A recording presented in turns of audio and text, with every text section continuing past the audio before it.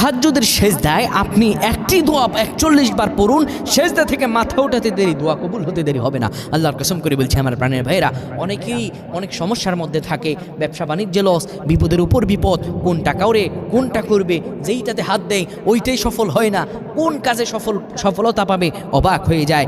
মানুষগুলো টেনশনে পড়ে যায়, অনেক সময় ফোন দিয়ে বলে হুজুর ব্যবসা বাণিজ্য কোনোটাই তো উন্নতি করতে পারছি না, সন্তানাদি কথা শুনছে না, স্ত্রীর কথা শুনছে না, কোন আমলটা করলে আল্লাহ তাআলা কবুল করবেন? আমি বলবো কোনো আমল করার দরকার নাই, শুধুমাত্র তাহাজ্জুদের সালাত আদায় করেন আর সেজদায় গিয়ে এই দোয়াটা 41 বার পরে বাংলাতে আল্লাহর কাছে সব দোয়া করেন, আপনার মনের সব আশা পূরণ হয়ে যাবে, আপনার মনের সব চাহিদা পূরণ হয়ে যাবে। আমার আল্লাহ তাআলা আপনার দোয়া মাকামে মাকসুদে পৌঁছায় দেবেন।